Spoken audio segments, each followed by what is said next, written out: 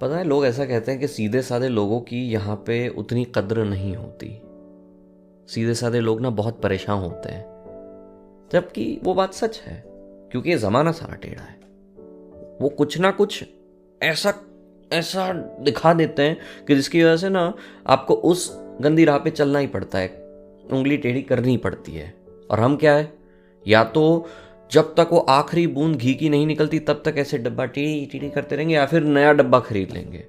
उंगली टेढ़ी करनी नहीं है, अपने अपने उसूल है ना। तो इंसान ना परेशान बहुत होता है, और उसका कोई इलाज भी नहीं है, because that's how that person is wired. उसकी परवरिश बिल्कुल वैसी है, तो अगर उसको ठीक लग रहा है तो वो वैसे ही चलेगा। पर उसकी भी एक कॉस्ट है, हर चीज़ की एक कॉस्ट होती है, there are no free lunches, है ना। तो जब इंसान अपने प्रिंसिपल्स के साथ चलता है या फिर उसूलों के हिसाब से चलता है और कोई भी कॉम्प्रोमाइज़ नहीं करना चाहता गलत तरह की, तो क्या हालत होती है। उसी बात को कहने के लिए गुलजार साहब ने एक बहुत सुंदर बात कही थी, तो वही बात करते हैं।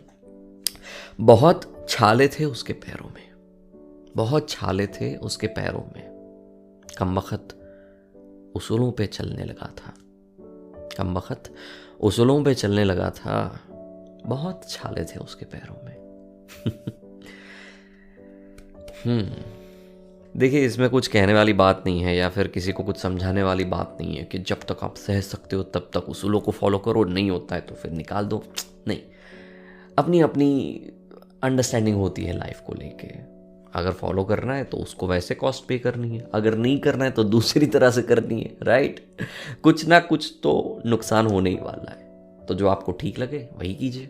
क्योंकि there are no free lunches, कुछ ना कुछ तो आप पे करने ही वाले हो, या तो पैसे देके या फिर छाले लेके, सिंपल। जिंदगी भी बड़ी टेढ़ी है, वो बैलेंस कर ही देती है, आप कितना भी यहाँ वहाँ करने का ट्राई क्यों ना करो। And I think that's the beautiful part of life, कि आप कितना भी कर लो वो आखिर में बैलेंस कर ही देगी, इस जन्म में, अगले जन्म में, इस प्रोसेस में, दूसरे प्रोसेस में। That's the beauty of life and I love that.